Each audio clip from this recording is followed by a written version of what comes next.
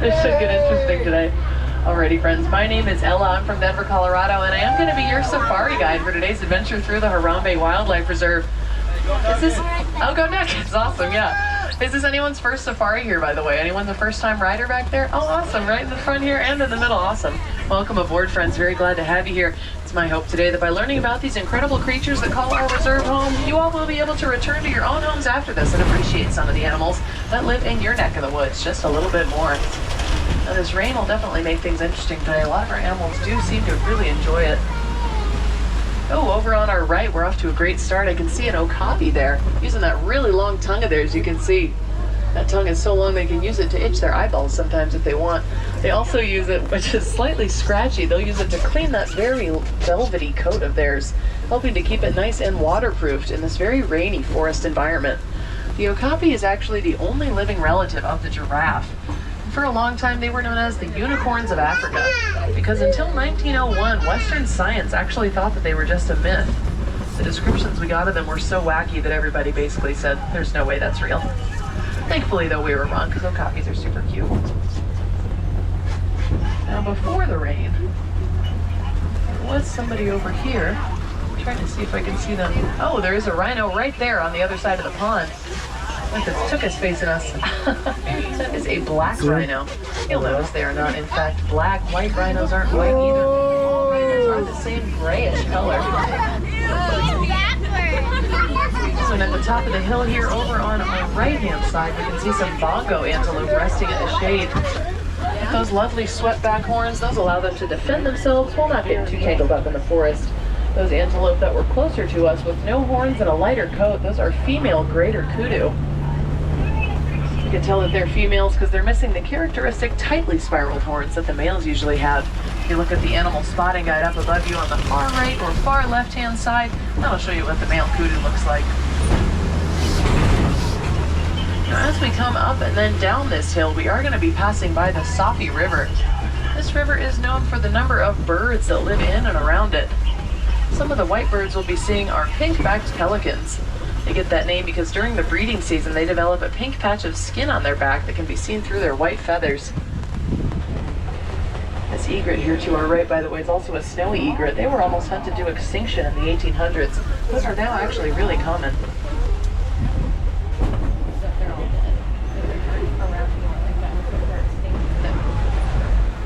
Ooh, I can also see a hippo at the surface of the water on our left. Oh. You might notice hippos' eyes, ears, and nose are all at the tippy top of their skull. That makes it possible for them to stay nice and alert while keeping submerged. They have to be on alert for any threats, although once they're adults, there aren't really too many predators that are going to try to mess with them. But adult hippos do still have to keep an eye out for each other since they are really territorial animals.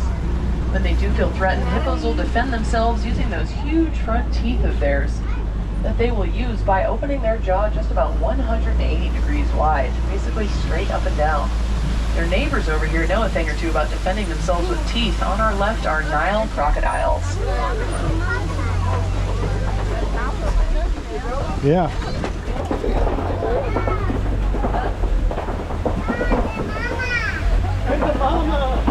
Believe it or not, those crocodiles are really caring parents. When it's time for a mama croc to lay her eggs, she is going to dig a nice deep nest, rebury those eggs, and then guard them with her life for a few months as they incubate. Once the babies are ready, they're going to start calling out from within. That will let mom know to come help. She's going to dig those eggs up, scoop them up in her jaws, and very gently roll them between her teeth, helping her babies to hatch out. Then she will carry those young in her mouth to the river to keep them safe from predators. We are just about to enter the savanna, by the way. One of the most iconic plants on the savanna is this to our right. This is the baobab tree, sometimes called the upside-down tree or tree of life. It goes most of the year without leaves, but it gets that name tree of life because basically every part of it is used by humans in order to help them survive in Africa. The savanna is one of the most fragile and diverse ecosystems on Earth, and it's shaped by the animals that live within it. So the elephants around here will knock down trees in order to eat from them. The giraffes will trim the trees, antelope and zebra trim the grasses, and everybody fertilizes everything. If you look out across the savanna here, you will be able to see what an impact giraffes specifically have on their environment. You'll notice the greenery on all the trees all across the board stops at a very particular height, just about the height of the giraffes that live around here. They'll get up to about 18 feet tall. Over on our right, you might have seen that huge cow just exiting the forest there. That is an Ankoli cow.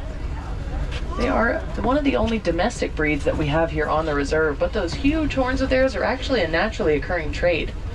They help the cow to stay nice and cool because on hot days they are able to pump more blood into those horns, getting it away from their body, cooling the blood down, and then as it circulates, it cools the rest of the animal.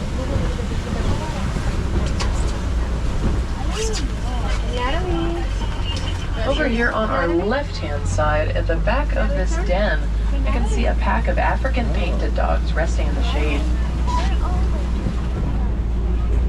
You can see where they get their name. They have those gorgeous brown, black, and white dappled coats that allow them to stay nice and camouflaged while they're hunting. They are by far the most successful hunters in Africa, by the way. And they are different from hyenas. Hyenas are actually slightly more closely related to cats than they are dogs. They are their very own special type of animal.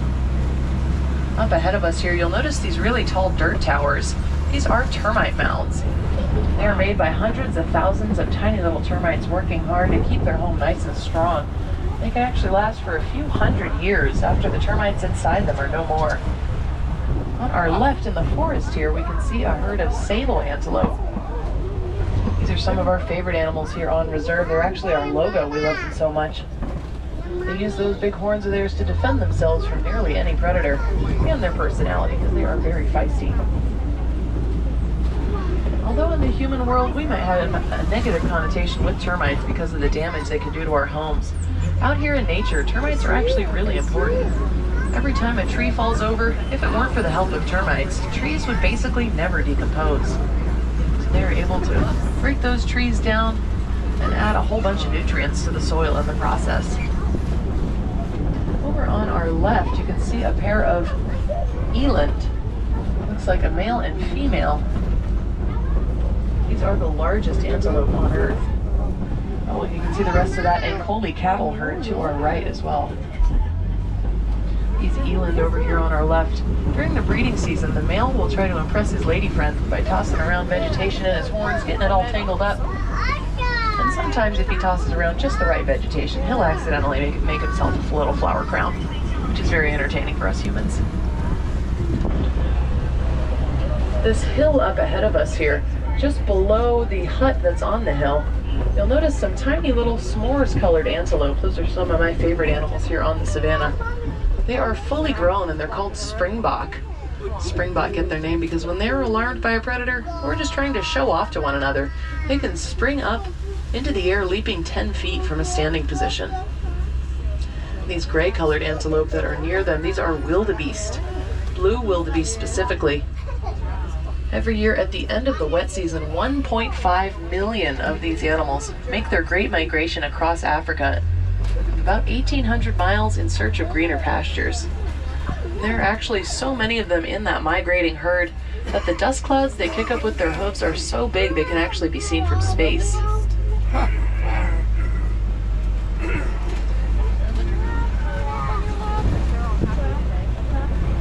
And it looks like we found the giraffe herd up ahead. They've been hiding from the rain and among the palm trees here on our left.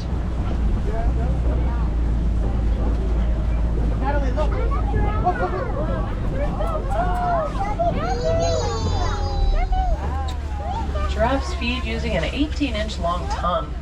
Their tongue is what's called prehensile, or finger-like, which means they're able to wrap it around branches in order to strip the leaves off. And their tongue is also purple, because it spends so much time out of their mouth. If it weren't for that purple color, it would eventually get sunburned. Up ahead of us here, I can see a really large broken tree, and that is a pretty sure sign that there are elephants in the area.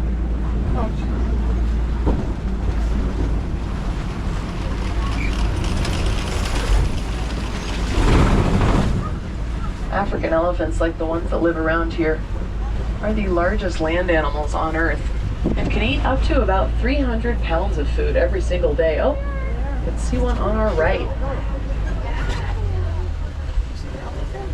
Yeah, playing with that log there, it looks like. lot of the food that elephants eat does go somewhat undigested, which means all sorts of different seeds and nuts along with a whole lot of fertilizer makes its way through. Because of that, elephants are some of the most important seed dispersers for their ecosystem. See them a little closer here on our right. Really posing now.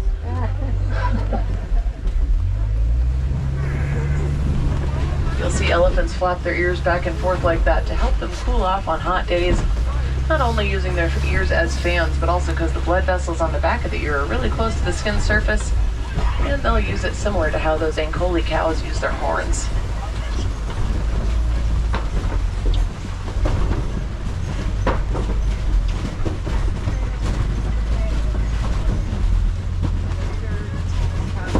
Things can admittedly get pretty complicated when elephants cross paths with the humans that live around them. Most families in this part of the world rely on farming in order to put food on the table, and if a herd of elephants is just wandering along looking for a snack, unfortunately, that elephant herd can often eat that human family's entire livelihood. As you can imagine, that causes quite a bit of tension between the people and animals that live here, which is an example of what's called human-wildlife conflict. And Disney's done a lot of research to figure out ways we can try to help reduce human-wildlife conflict around the world. Something we've helped to create is called the Elephants and Bees Project. Looks like there's some more elephants off in the distance here on our left. You wouldn't know it by looking at them, but elephants do actually have really sensitive skin. Because of that, they are not at all fans of stinging insects. They even have a specific rumble that they will make to signal to the rest of their herd when there are bees in an area so that they can leave. So the Elephants and Bees Project is where we actually help farmers to build fences around their property that are made out of beehives. See an elephant real close here on our left. And that project is a great peaceful way to keep these giants at bay. Well, at the same time, the farmer will be able to harvest and sell the honey as an additional source of income, all while those bees help to pollinate their crops and defend their property at the same time.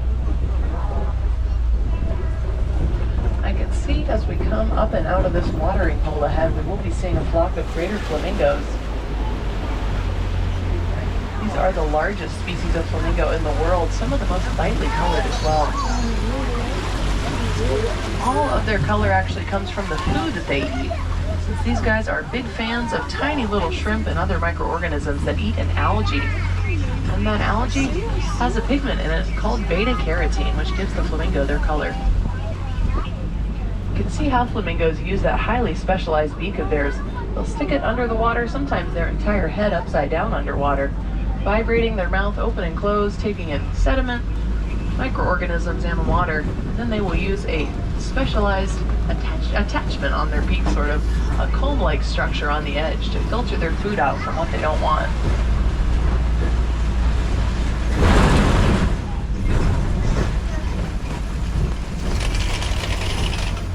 A lot of people also like to ask why flamingos spend so much of their time on one leg. The ornithological or bird science community is actually not yet 100% agreed on why flamingos spend so much of their time like that. There are a few theories, though. It does seem for some reason it's slightly easier for them to balance on one leg rather than two. Oh, gonna put a pin in that because on our right-hand side I can see it looks like a mom and maybe calf rhino. Those are white rhinos specifically. They do look a little darker today because they've gotten all wet from the rain, having fun out here. But rest assured that their skin is a light grayish color. They get that name white rhino supposedly from the wide shape of their upper lip and a mistranslation through Dutch and then Afrikaans, eventually to English. We are in cheetah territory, by the way, and I've got this rain flap down, so I really can't see too well. Oh, I can see three of them actually at the top of the second hill on our left. Didn't see them for a second there. Looks like they're all cuddling. Those spots all along their body do make it pretty hard for prey to see them, but also humans. Unfortunately for us sometimes. Oh, and on our left-hand side, that is a water bug. We almost never see these guys. They are really secretive. You might have noticed they have a cute little heart-shaped nose, and on their hind end, they have a perfect white target that helps them to follow one another through the dense forest as they are running, especially from predators. They don't lose the rest of their herd. Now those cheetahs can run up to about 70 miles an hour, which does make them the fastest land animals on Earth. They get a lot of their explosive speed from the traction that they get from their claws. Since unlike other cats, they actually don't retract their claws. They keep them out to dig into the dirt as they run, basically using them like soccer cleats. They did trade their speed for strength though. So a lot of times, unfortunately for the cheetah, if they do have a successful hunt, somebody who is bigger and stronger than them might come and take that meal for themselves. Oh, animals like lions or hyenas over here on our right though, I can't see the rest of that white rhino herd. It's weird to see them looking so dark. They look like different animals almost when they've gotten wet from the rain. A whole lot of predators like to hang out around here because of these copy rock formations. They are a really great place to climb up high, get a good vantage point out across the savanna for any potential prey.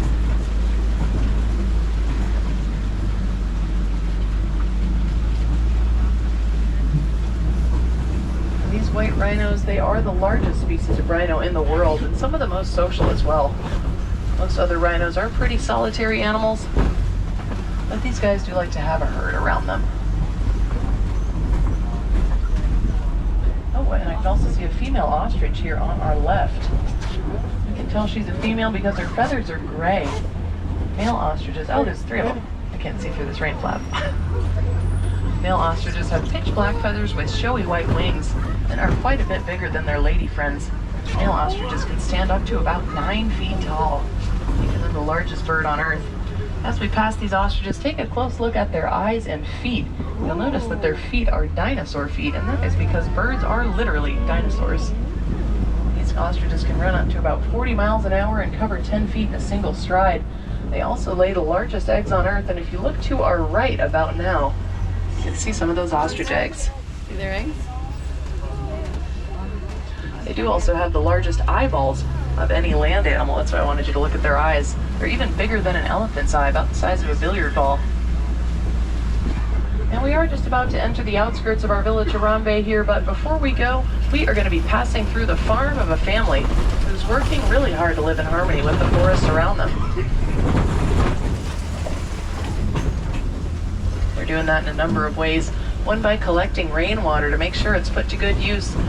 They're also breeding Nigerian dwarf goats for their milk, since they take up a lot less room than cattle and can eat just about anything. You'll see some of these cuties here on our left as we come around. They are fully grown. This family's also in the process of building one of those elephant bee fences we talked about earlier. That's that hanging yellow box out front with the metal on top, just above that white-brown goat. Now, although nowadays, unfortunately, most of us can't live on farms anymore, remember that there are still countless ways that we too can have a profound and hopefully positive impact on our local environment, as well as the world at large. One of the easiest ways we can do that is to work to replace single-use plastics with reusables. And personally, one of my favorite ways I've found I can have an impact I'll see with my own eyes is by making sure I plant my yard only with species that are native to my part of the world.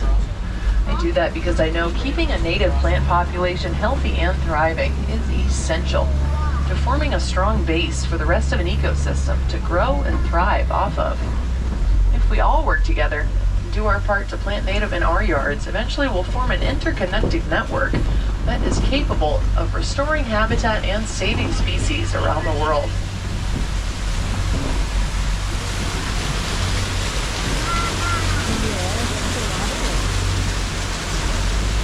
If you guys want to learn more about planting native, I can recommend following the Instagram account Homegrown National Park.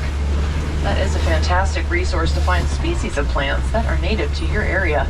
And it's also really great motivation, because if we work hard enough, hopefully someday we can have our own homegrown national parks of sorts in our backyards. We're going to be getting you guys unloaded just up ahead of us here. If you have time today, I can recommend heading over to Rafiki's Planet Watch just after this, since it's just to the left of Kilimanjaro Safari.